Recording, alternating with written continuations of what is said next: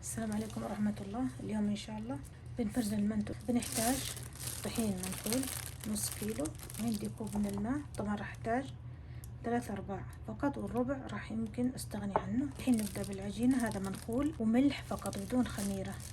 الحين بنعجن ونوريكم شكلها بعد العجن. شكلها بعد العجن كده يكون قوامها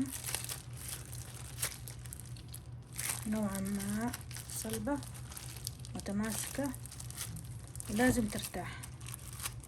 نغطيها نخليها ترتاح.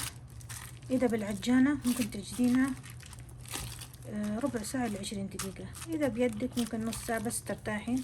كل فترة تغطيها ترجعين تعجين مرة ثانية. بنخليها ترتاح ونبدأ بالحشو. حطيت هنا حبايبي ربع كيلو لحم مفروم مشكل ما بين عجل وخروف.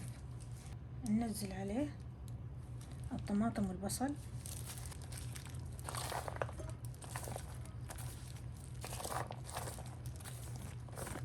وننزل عليه كمون، تقريبا ملعقة صغيرة كمون، وملعقة صغيرة فلفل أسود، وملح ملعقة صغيرة.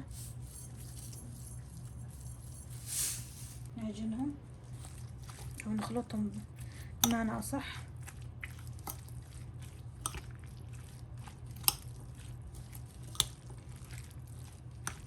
طبعا بهالشكل صارت جاهزة للحشو.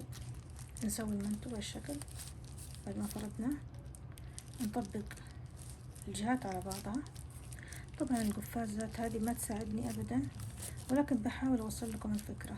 الإصبع يكون من جوا، ونطبق على الجهتين. وفي طريقة ثانية طبعا، في أكثر من طريقة.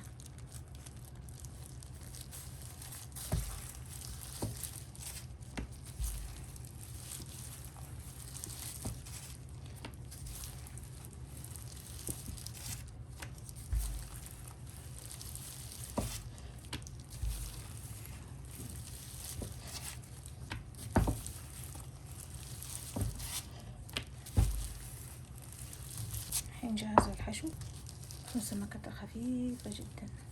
وهذه الطريقة الثانية، نحاول نسحب من برا.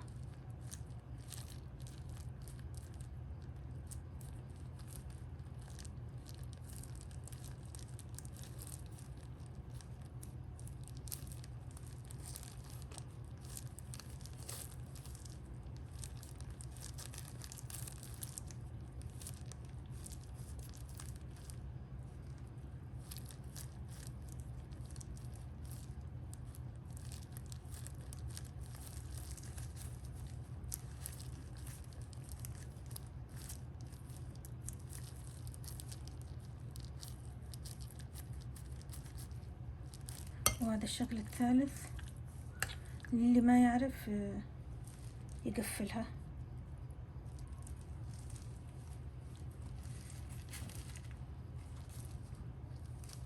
قفلها بالشكل.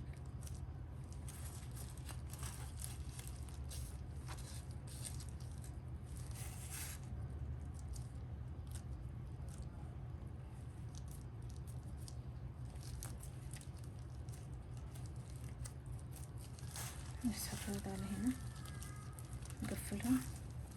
نسحب هذا على هنا ونقفلهم، يطلع عندنا بهالشكل. طبعا حبايبي هذا شكله. والحين طبعا نفرزنه ونستخدمه في الوقت المناسب. وإن شاء الله تكون الطريقة بسيطة وعجبتكم. وشكرا على المشاهدة.